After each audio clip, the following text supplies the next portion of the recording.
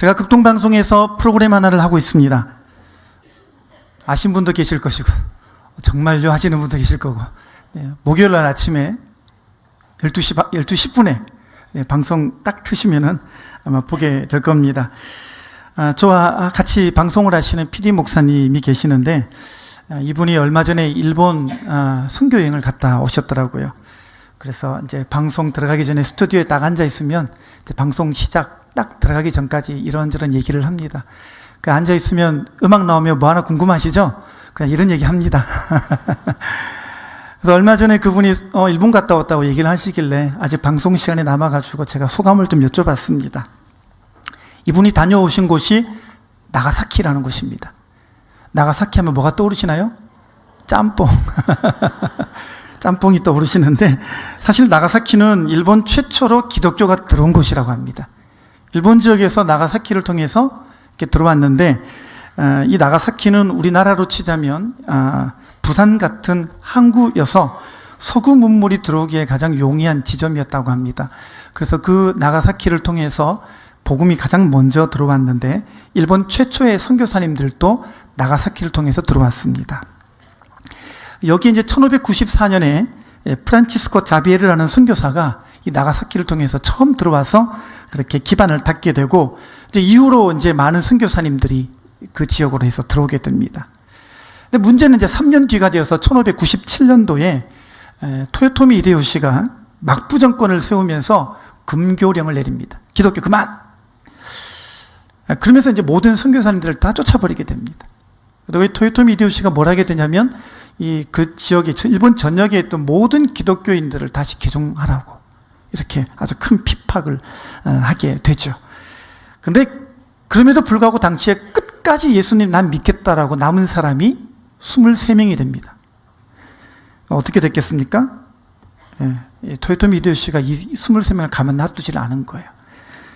근데 이 기록을 보게 되면 이 23명 중에 11살짜리 애도 있고요, 12살짜리 애도 있는 거예요. 난 예수님은 더 이상 부인할 수가 없다고. 예수님 내게 어떤 분인데 난 더 이상 예수님을 부인할 수 없다고. 끝까지 믿음을 지키게 됩니다. 그러니까 이 토요토미 히데요시가 화가 나가지고요, 이 23명의 코와 귀를 다 베어버립니다. 그리고 예수 믿으면 이렇게 된다라는 본보기로 나가사키에서 교토까지 줄에 묶어가지고 사람들을 끌고 거기를 걸어가게 합니다. 근데 나가사키에서 교토가 몇 거리냐면 800km가 됩니다. 서울에서 부산이 400km죠. 그러니까 이게 줄에 묶인 채로, 코와 귀가 잘린 채로 줄에 묶여가지고 걸어서 그 교토까지 가게 되는 거죠. 얼마나 고생이 많았겠습니까? 그 엄청난 거리를 걸어서 쭉 가는데 교토에 드디어 도착을 한 거예요. 도착을 해서 딱 보니까 자기들이 매달린 십자가가 다 그 23개가 있는 거예요. 이 사람들이 그 십자가를 보자마자 눈물을 흘립니다. 십자가가 반가웠겠죠. 그래서 이 사람들이 자기들이 달릴 그 십자가를 붙들고 엉엉 울게 됩니다. 그리고 자기들을 호위했던 무사들에게 마지막 소원을 부탁하게 됩니다. 저희들도 이 십자가에 못 박아달라고 부탁을 합니다. 근데 무사들이 막 화가 끝까지 난 거예요. 어떻게 이런 놈들이 있나? 그래가지고 이 사람들의 청을 거부합니다. 그리고 바로 그 자리에서 창으로 찔러 죽이게 되죠. 그런 순교의 피가 흐른 곳이 바로 그 나가사키입니다. 여러분, 이 이야기를 보면서 참 제 마음속에 방송하기 전에 얼마나 가슴이 뜨거운지 모릅니다. 도대체 이 사람들이 믿는 예수는, 이들이 믿는 예수는 어떤 분이었길래 어떻게 이들로 하여금 인생을 이렇게 다 바치게 만드나? 도대체 그들이 믿는 믿음은 어떤 믿음이었길래 이렇게 하나밖에 없는 인생을 이렇게 주저함 없이 주님 위에 드리게 만드는가? 이 마음속에 또 그런 의문이 드는 거예요. 도대체 저들이 믿는 예수와 내가 믿는 예수가 도대체 왜 이렇게 다른 면을 보일까? 나는 이렇게 유혹에도 약하고 시험에도 잘 넘어지는데 저들은 그 하나밖에 없는 인생을 주님 위해서 저렇게 흔들림 없이 나가는데 어떻게 저들의 믿음은 저럴까? 다시 묵상합니다. 다시 돌아보게 되었습니다. 방송하면서 이렇게 눈물이 막 솟구치는데 참고 억지로 했습니다. 여러분, 예수님, 예수 그리스도, 분명한 거는요, 이분들에게 예수님은 분명히 특별한 분이었을 거예요. 이들이 믿는 예수님은 그들에게만큼은, 그 인생에만큼은 아주 귀한 분이었을 거예요. 어쩌면 우리가 믿는 믿음보다 이 사람들에게는 예수님이라는 분, 예수 그리스도, 그분은 더 가치 있고 더 귀중한 의미가 있는 분이었을 거예요. 오늘 본문에 보니까 이 바울이 예수님을 처음 만난 장면이 나오고 있습니다. 우리 교회에서 지난주에 복음 집회를 했었는데요, 많은 분들이 예수님을 처음 만난 아주 시점이 된 것 같습니다. 근데 제 마음속에 이런 마음이 있는 거예요. 이분들이, 지난주에 처음 나오셨던 그분들이 다 바울처럼 좋은 믿음의 사람들이 다 되셨으면 좋겠다. 이왕 이렇게 믿는 이분들이 정말 제대로 믿고 제대로 된 예수님을 만나고 제대로 예수님을 봤으면 좋겠고, 제대로 된 신앙과 십자가 그들의 마음속에 새겨지면 좋겠다라는 간절한 마음이 들었습니다. 그럼 어떻게 해야 될까요? 아무래도 바울이 예수님을 처음 만났을 때의 장면을 살펴보면 답이 있지 않을까 생각이 들었습니다. 그래서 오늘 본문 말씀을 읽고 제가 큰 은혜를 받았습니다. 그리고 오늘 제가 본문으로 제가 잡았는데요, 여러분, 바울의 신앙에서 그의 믿음은요, 그의 시작 지점이 주는 교훈이 아주 커요. 그래서 바울이 처음 믿었을 때 어떻게 믿었는가를 보게 되면 우리가 바울 신앙과 닮아갈 수가 있겠죠. 바울이 가졌던 그 믿음의 비밀을 우리도 가질 수가 있겠죠. 자, 오늘 본문에 보니까 사울이라고 불려졌던 바울이 예수님을 처음 만난 장면이 여기 나와 있습니다. 자, 여기 보니까 바울이 예수님을 처음 만났을 때 질문을 두 가지 했어요. 그러니까 예수님을 만난 그 현장에서 바울이 가졌던 두 가지 질문이 가졌는데, 그 질문을 오늘 우리가 살펴보기를 원합니다. 자, 그러면 바울이 예수님을 처음 만났을 때 그가 했던 첫 번째 질문이 뭘까요? 7절, 8절 보겠습니다. 다 같이 읽겠습니다. 시작.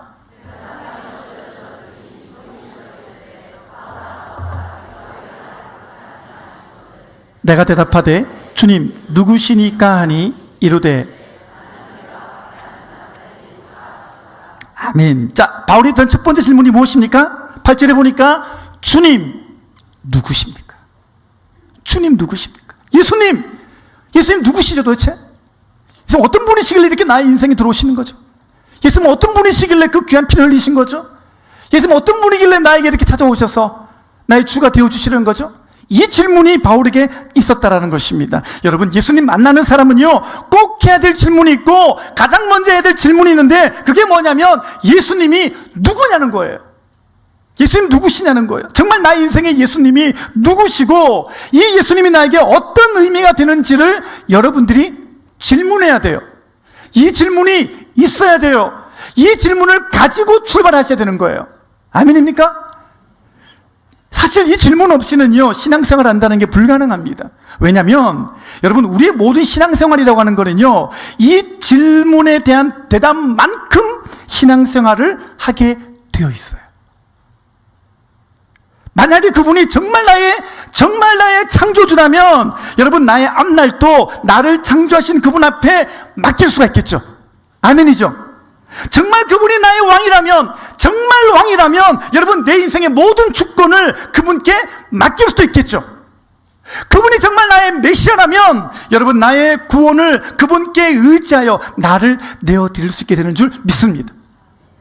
여러분, 그렇기 때문에 오늘 우리 모두가 오늘 이 본문을 대하며, 이 말씀을 대하며 우리도 이 질문을 꼭 짚고 넘어가야 됩니다. 특별히 지난주에 복음 집회에 오셨던 분들이라면 여러분들 예수님 믿기 전에 꼭 이 질문을 하고 넘어가시기를 바랍니다. 남들에게 끌려온 게 아니라, 어쩔 수 없이 온 게 아니라, 여러분 이 자리에 왔으니까 한번 이 질문 해보시기 바랍니다. 예수님이 정말 누굴까? 아니, 이 사람들이 이렇게 이 좋은 날 놀러 안 가고 이렇게 모여가지고 좁은 데 앉아서 근데 이게 뭐가 있기 때문이 아닐까요? 도대체 예수님은 누굴까? 물어보셔야 됩니다. 예수님이 진짜로 누구이신지를 물어보십시오. 그리고 믿었다는 분들도 오늘 질문 다시 하시기 바랍니다. 다시 하시기 바랍니다. 나는 예수님을 누구라고 여기기에 지금 나의 신앙생활이 왜 이 모양인가? 이 모양이란 말은 지금 여기서 제가 하는 말은 좋은 의미라는 겁니다. 네. 나는 왜 이런 모양으로 신앙생활하고 있지? 이 정직한 질문 앞에 정말 나의 삶의 방향이 바뀌게 되어 있는 걸 잊지 마시기 바랍니다. 그러면 예수님은 어떤 분일까요? 예수님 누굴까요? 예, 여러분 성경 열어보면요, 항상 성경은 우리에게 명확한 답을 주죠. 저는 항상 감사한 게 성경 펼 때마다 얼마나 명확합니까? 모든 진리가 분명해요. 그냥 내가 궁금해하는 거 열면은 그냥 성경은 항상 우리에게 그럴지도 몰라가 아니에요. 이거야, 저거야. 성경 분명히 말해주죠. 여러분, 그래서 성경은요, 우리가 읽을 때마다 한 돌을 10년 닦아야 겨우 알 수 있는 그런 진리가 아니에요. 성경은요, 오늘 듣고 믿고 우리가 받아들이면 구원이 임하는 놀라운 진리인 줄 믿습니다. 그렇죠. 불교 보십시오. 불교는요, 전생에 우리가 착하게 살아야 이생으로 사람으로 태어난대요. 예. 이번 생에 인간으로 잘 살면요, 다음 생에 조금 더 예뻐진대요. 그게 불교의 진리예요. 그러니까 불교의 진리하면 여러분 중에는 전생에 좀 그 다음은 제가 연결 안 하겠습니다. 그러니까 불교 진리가 그거잖아요. 전생이 있고 후생이 있는데, 전생에 잘해야 이생에서 이렇게 조금 더 멋진 사람, 좋은 가문에 태어나고, 좀 더 부유하게 태어나고, 좀 더 잘생기게, 좀 더 이쁘게 태어난다는 게 불교 진리예요. 그런 게 억겁년이 반복되어야 열반에 이른대요. 여러분, 억겁년이 얼마인지 아세요? 1겁이 얼마냐면요, 1겁이 뭐냐면요, 천년의 방울이 한 번 떨어지는 방울이 있어요. 이 방울이 돌을 하나 뚫을 정도가 되면 그게 1겁이에요. 그러면 억겁이 얼마예요? 여러분, 이게 무슨 말인지 아세요? 불교는요, 모른다라는 게 정답인 거예요. 모른다라는 말이에요. 억겁년 살아보셨어요? 아마 그 정도 시간이 되면 우리가 열반에 이를 거야. 그러니까 우리 용어로 구원에 이를 거야 라는 거예요. 그렇게 돌을 닦아야 여러분 구원에 이르는 거예요. 그 구원은 나도 모르겠다라는 거예요. 한번 살아보라는 거예요. 그게 무슨 진리예요? 그게 무슨 답이겠어요? 진화론요, 마찬가지예요. 엄청난 시간 속에서 우리가 경험해보지 못한 그 수천 년의 세월을 지나서 이런 진화가 있었다는 거예요. 단세포 동물이 사람으로 바뀌는 이런 진화가 수천 년, 여러분 수천 년 살아보셨습니까? 살아보면 할 텐데요, 우리는 살아본 적도 없어요. 살 수도 없어요. 이게 무슨 말이에요? 그쵸? 진화론 또 모르겠다라는 말이에요. 모르겠다라는 거죠. 여러분, 근데 성경은 애매하게 말하는 게 없어요. 성경은 명확합니다. 사도행전 4장 12절에 봤더니 천하 사람 중에 구원받을 만한 다른 이름을 우리에게 주신 일이 없습니다. 아멘이시죠? 예수 이름밖에 없느니라. 아멘이시죠? 주 예수를 믿으라. 그러면 너와 내 집이 구원을 얻으리라. 아멘인 거예요. 여러분, 그러니까 우리는요, 세상 사람이 모르고 있는 이 답을 우리는 알고 있는 거예요. 모든 영혼의 병을 고치시는 이 예수님이 우리에게 있는 줄 믿습니다. 어떤 문제 앞에도 답 되시는 예수님이 있잖아요. 여러분, 그래서 예수님 때문에 길이 열리고, 예수님 때문에 치유가 되고, 여러분, 예수님 때문에 우리의 모든 인생의 문제가 해결되는 줄 믿습니다. 그 예수님 믿고 있는 거예요. 그 예수님 우리가 바라보고 있는 거예요. 그 예수님을 우리가 사랑하는 줄 믿습니다. 이런 명확한 복음, 근데 우리가 그 복음 믿고 있는 거예요. 성경에 봤더니 요한복음 3장 16절은 더 명확한 복음이죠? 같이 읽어보겠습니다. 시작.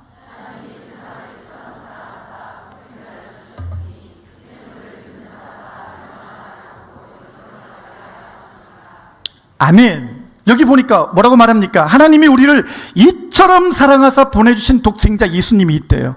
이 예수님 믿으면 된다라는 거예요. 근데 이 예수님 보내주신 이유가 우리를 이처럼 사랑하세요. 그럼 이 이처럼이 무슨 의미냐는 거예요. 이처럼. 도대체 이처럼이 뭐냐는 거예요. 우리는 3장 16절이 되게 유명한데, 사실은 3장 16절 앞구절인 3장 14절 15절이 이 16절만큼이나 중요하거든요.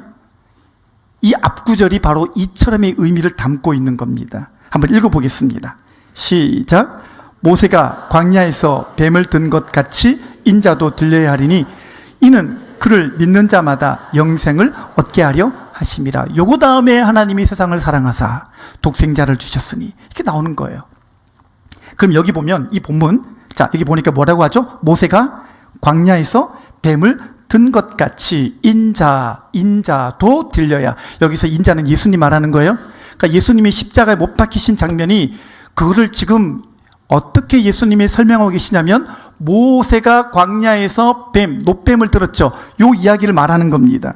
그러니까 민수기 보면요, 이게 민수기 나오는 이야기인데, 민수기 보게 되면 백성들이 광야길을 진행하다가 행진하다가 하나님 불신하고 하나님 떠나고 그 떠난 마음의 그 절망의 상태에서 이 불뱀에 물리게 됩니다. 그래서 죽어가는 이스라엘 백성들을 살려주시는 하나님의 대안이 나오는데 그게 민수기 21장 8절 9절입니다. 같이 읽어보겠습니다. 시작.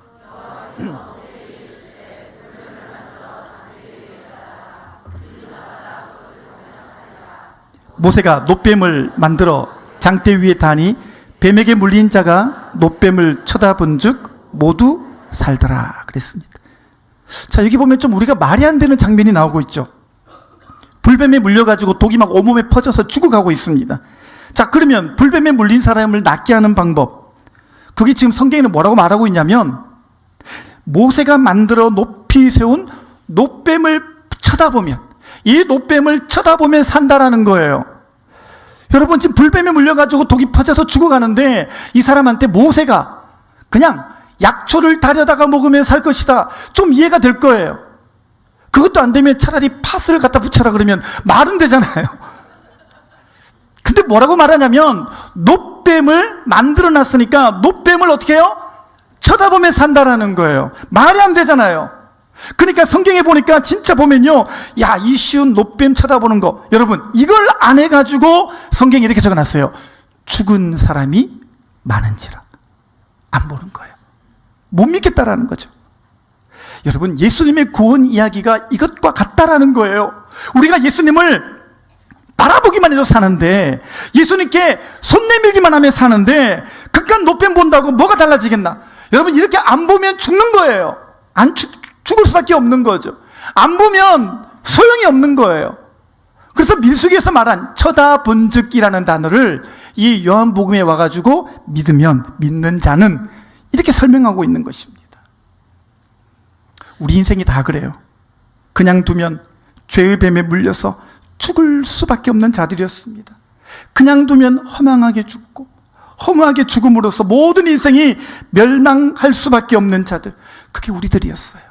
그게 우리의 인생들이었습니다. 근데 놀랍게도 하나님이 아들 예수 그리스도를 십자가에 죽게 하심으로 말미암아 여러분, 우리를 살리는 엄청난 대안을 주님께서 마련해 놓으신 줄로 믿으시기를 바랍니다. 그리고 우리에게 뭐라고 말씀하셨어요? 믿기만 하면 된다라고. 그래서 우리가 예수님 모셔드리고 영접하면 그것이 구원이라고 주님은 말씀하셨어요. 이게 대단한 거죠. 뭘 해서가 아니라, 어떤 돌을 많이 따서가 아니라, 어떤 행위가 아니라 그냥 놋뱀 되신 예수님, 그렇게 십자가에 달리신 예수님을 믿기만 하면 이 구원이 임하는 줄 믿습니다. 요한복음 2장 6절부터 8절도 보겠습니다. 다 같이 읽어보겠습니다. 시작.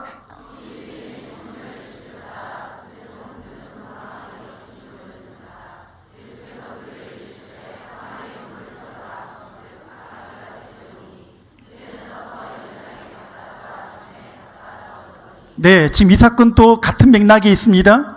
여기 보니까 예수님이 가나의 혼인잔치에 가가지고 이 물을 포도주로 바뀌는 기적을 여기서 보여주고 계십니다. 근데 여기 보니까 예수님이 물을 포도주로 바꾸셨는데, 여러분 이때 사용되어진 물을 잘 보셔야 됩니다.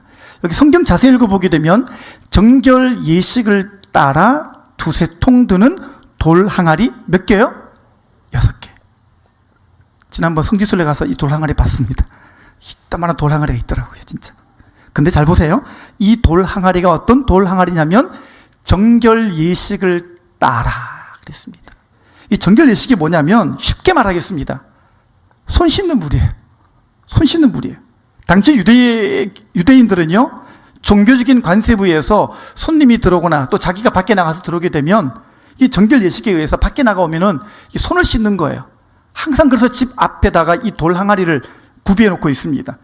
문화적으로든지 또 이렇게 고대 근동은 워낙 먼지가 많기 때문에 밖에서 들어오는 사람들이 손과 발을 씻는 용도로 쓰는 겁니다.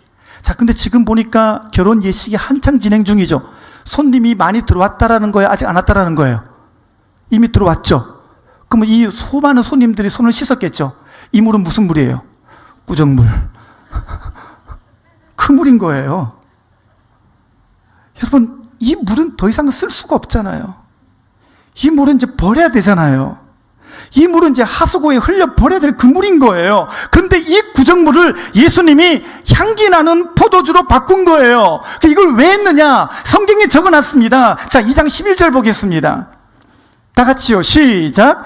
예수께서 이 첫 표적을 갈릴리 가나에서 행하여 그의 영광을 나타내심에 제자들이 그를 믿으니라.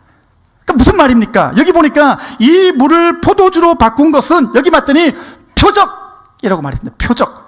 영어로 사인이라 그러죠. 이게 세메이온이라는 이 헬라어인데, 세메이온이라는 말은 쉽게 말하면 앞으로 이렇게 보여줄 거야 라고 하는 예고편이에요. 여러분 영화 보러 갈 때 뭐부터 봅니까? 예고편을 보죠. 그죠? 이거 보면 이런 내용이 있구나 우리가 아는 거예요. 마찬가지예요. 똑같은 이야기입니다. 예수님이 이 물을 포도주로 바꾼 거는 왜 여기까지 가가지고 일을 행했느냐? 심심해서? 아니에요. 이 일을 통해서 뭔가를 보여주고자 하시는 거예요. 어떤 걸 보여주십니까?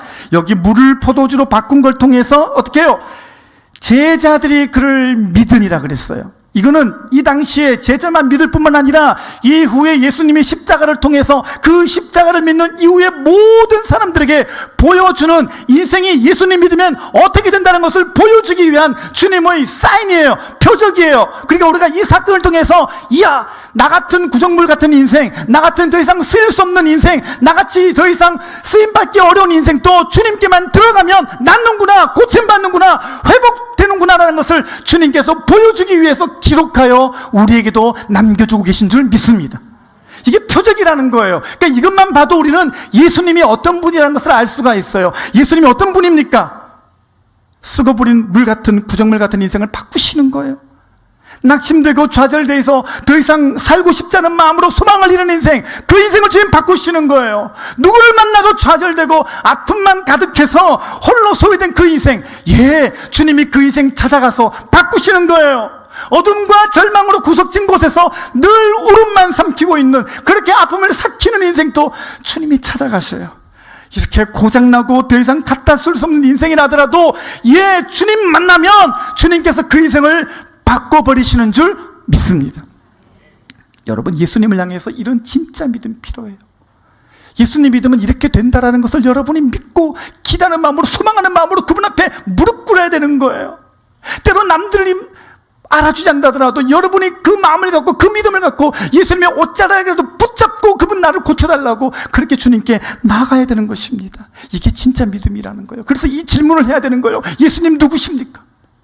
예수님 누구십니까? 혹시 오래 예수님 믿었는데도, 오래 믿었지만, 오래 교회 다녔지만 여러분이 믿는 예수는 혹시 이런 예수 아닌가요? 교회 다녀도 나에게 아무런 변화를 갖다 주지 못하는 예수. 믿는다고는 하는데 아직도 내 안에 있는 인생의 아픔조차 해결해 주지 못하는 예수. 주님 필요해서 왔는데 나에게 아무 도움도 영향력도 끼치지 못하는 예수.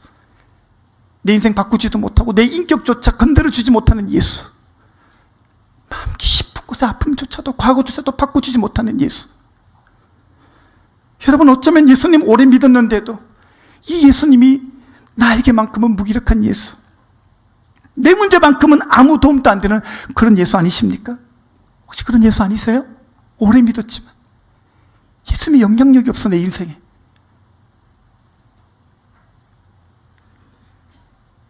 오늘 예수님이 그런 여러분들에게 질문하십니다. 너에게 나는 누구냐? 너에게 나는 어떤 존재냐? 오늘 주님께서 묻고 계셔요. 지난주 복음 집회에 처음 오신 분 말고 그동안 예수님 오래 믿어왔던 분들 가슴에 손을 얹고 한번 질문해 보시기 바랍니다.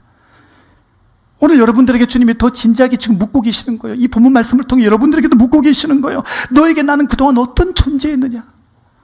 어떤 존재였길래 지금 네 앞에 있는 태산 같은 문제라고 여기는 그 문제조차도 너에게는 해결도 되지 못하고 답도 되지 못하느냐?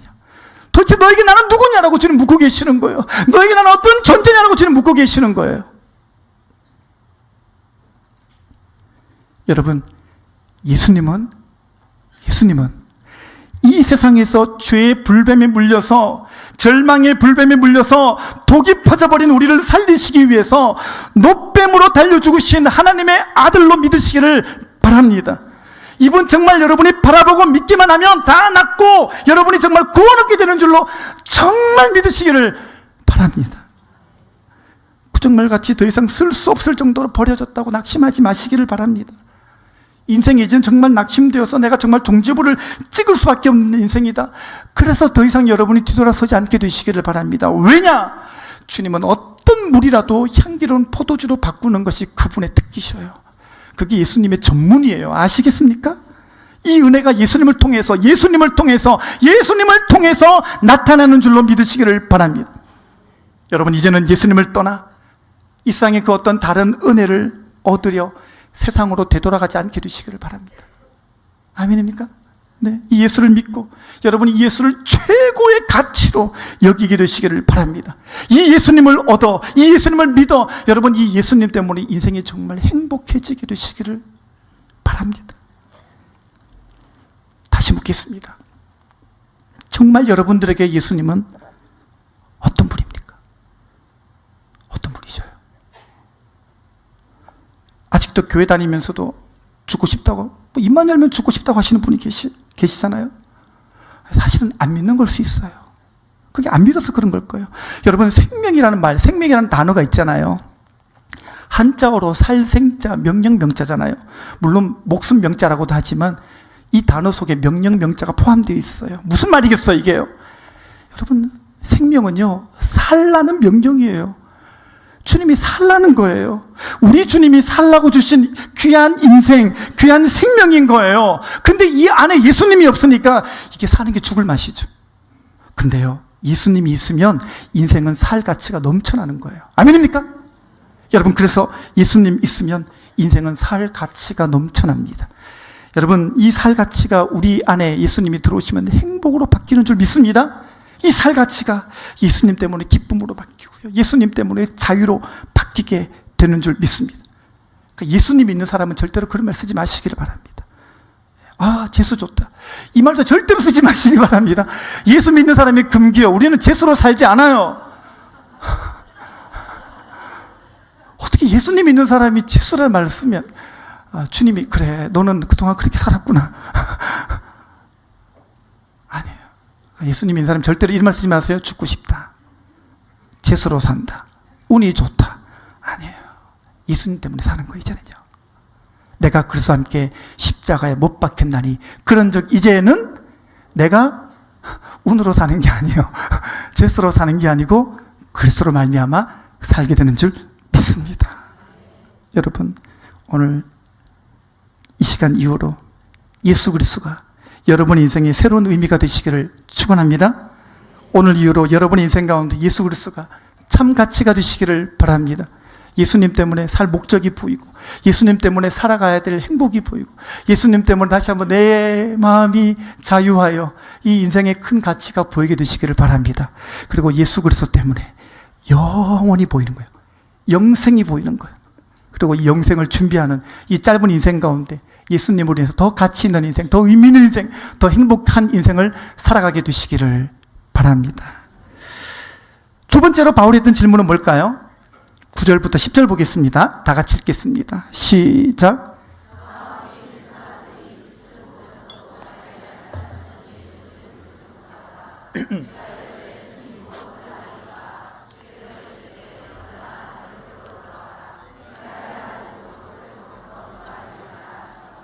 아멘.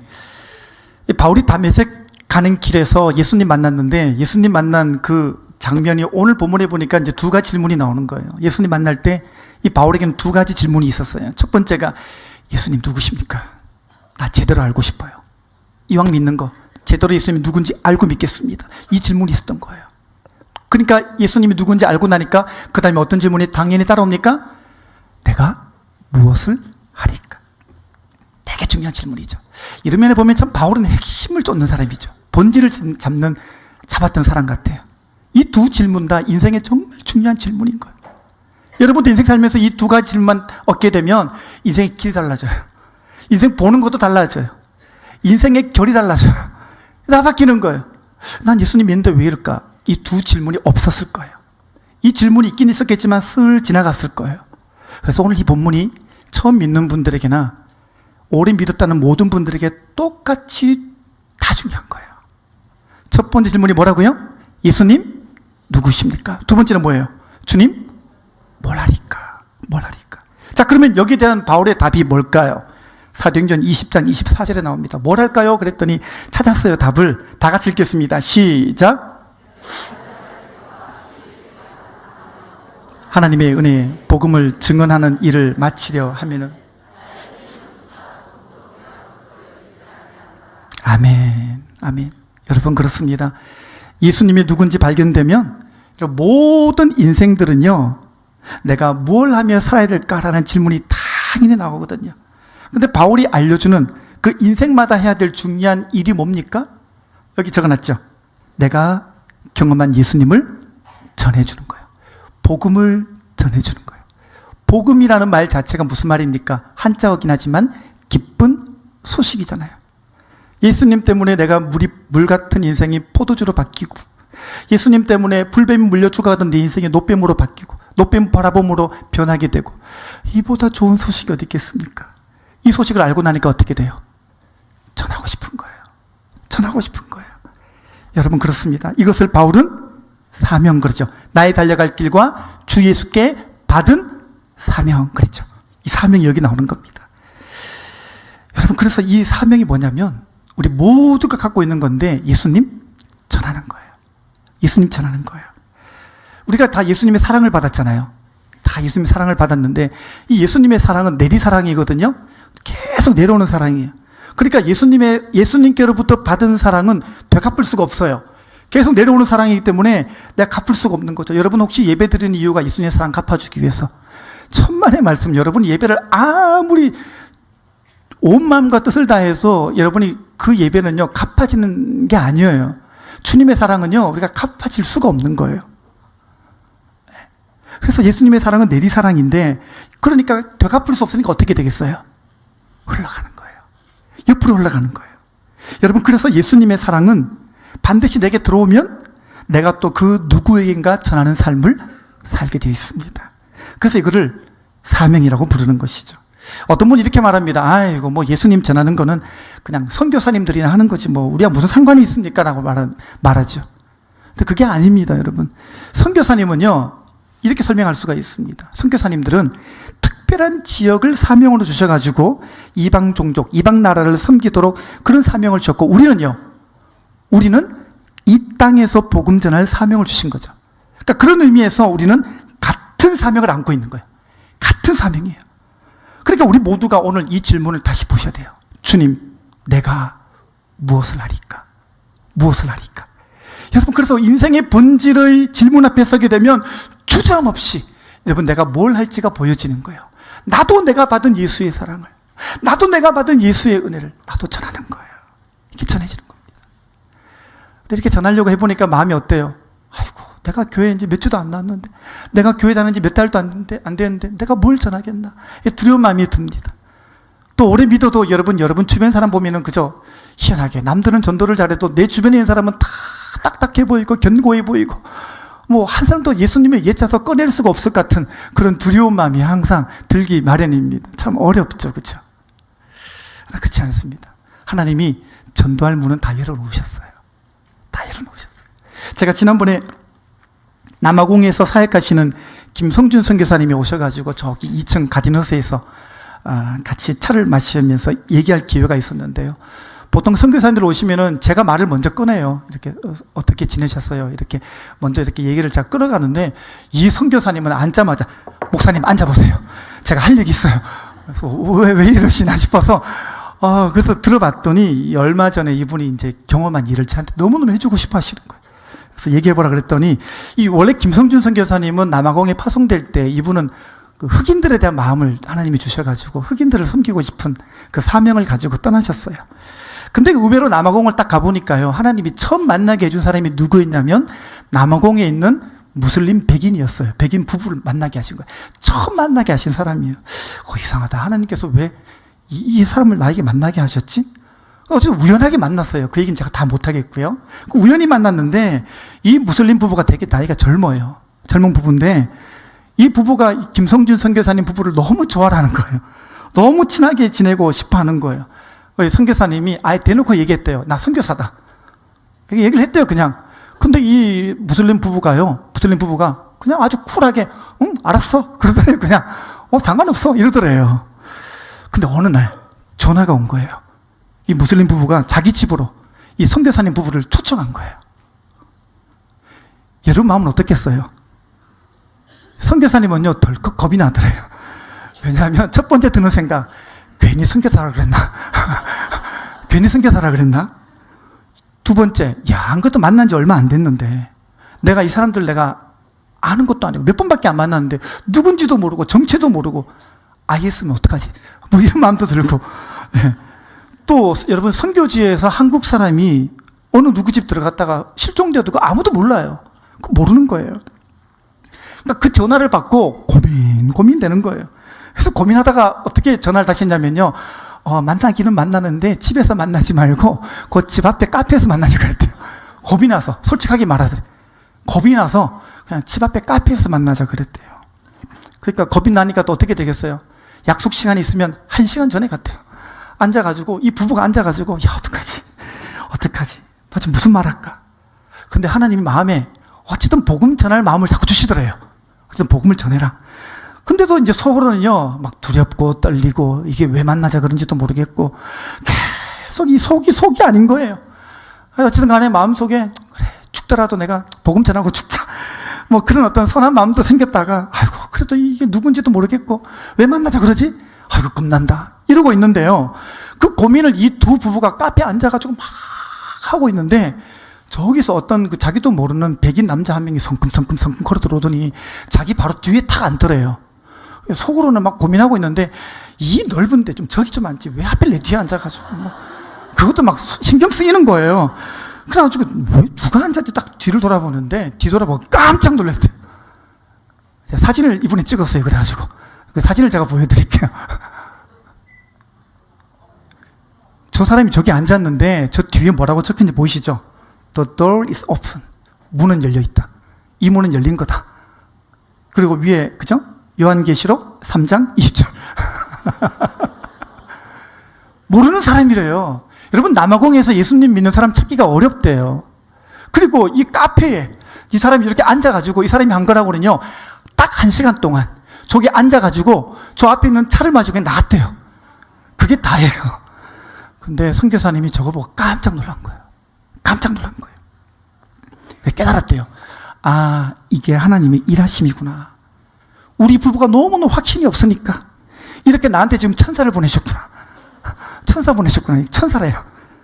이 문이 열려 있으니까 나는 담대한 마음으로 전하면 되겠구나. 요한계시록 3장 20절 뭐예요? 볼지어다 내가 문 밖에서 두드려오니 누구든지 문을 열면 내가 들어가서. 그러니까 이미 주님께서 열어놓은 문이라는 것을 깨닫고 나니까 그 다음부터 마음이 얼마나 담대해진지 모르겠더래요. 그래가지고 이 무슬림 부부한테 복음 전했대요. 그냥 복음 전하고 지금 또 지속적으로 만나가지고 계속 복음을 전하고 있다라는 얘기입니다. 여러분, 예수님 이렇게 말씀하셨죠. 하나님께서 나를 보내셨듯이 나도 너희를 보내노라. 우리도 마찬가지예요. 여러분, 내가 예수님 믿게 된 것도 그 이유가 뭐예요? 주님이 누군가를 나에게 보내주셔가지고 내가 예수님 믿은 거잖아요. 그래서 믿은 거잖아요. 똑같이요. 이제는 나도 누군가에게 보내어지는 거예요. 나도 누군가를 찾아가야 되는 거예요.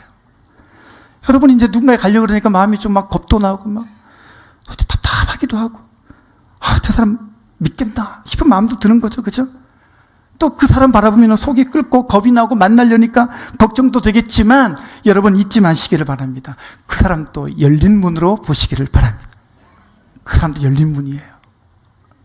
여러분, 우리가 볼 때 불가능하게 보이는 사람 많이 있죠.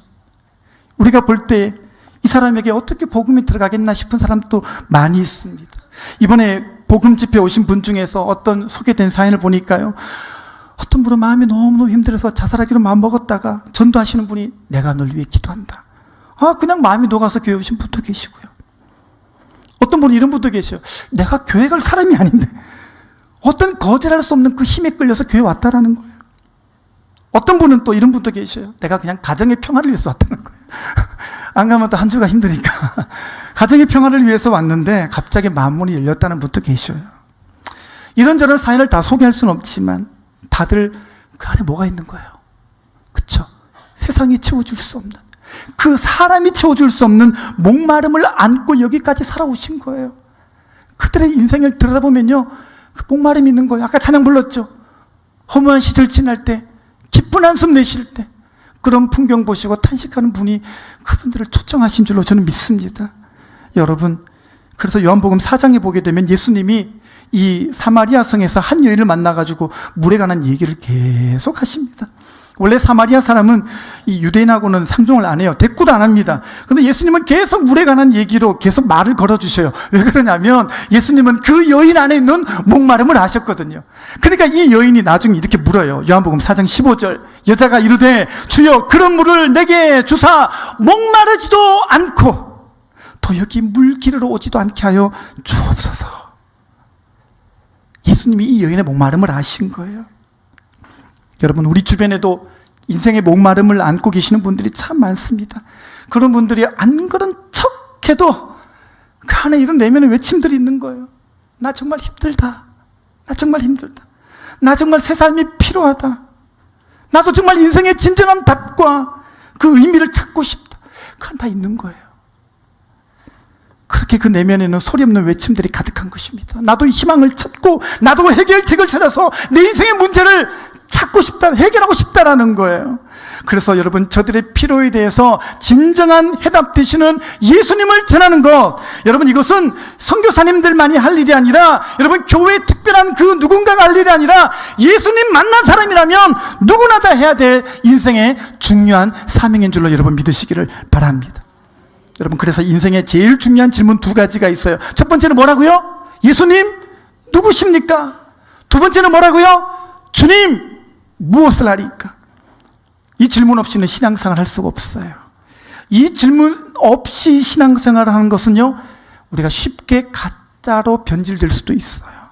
그러니까 이 질문을 분명히 하시기를 바랍니다. 이 질문에 대한 답을 꼭 찾으셔서 인생에 더 이상 목마름으로 방황하는 인생 더 이상 살지 마시고, 이제는 여러분들 인생 가운데 주님이 원하시는 사명을 다 찾아 살아가게 되시기를 바랍니다. 짧은 영상 하나 보고 마치도록 하겠습니다. 우리나라에 1892년도에 입국해서 복음을 전하러 오셨던 밀러 선교사님에 관한 이야기입니다. 이분이 충북지방 최초 선교사로 사역하다가 연동교회를 세웠는데요. 이분이 누구냐면은 찬송가 96장 있죠. 예수님은 누구신가? 이 노래 지으신 분이셔요. 이 노래 짓게 된 배경을 한번 영상으로 된 게 있어서 함께 나누도록 하겠습니다. 잠깐 보겠습니다.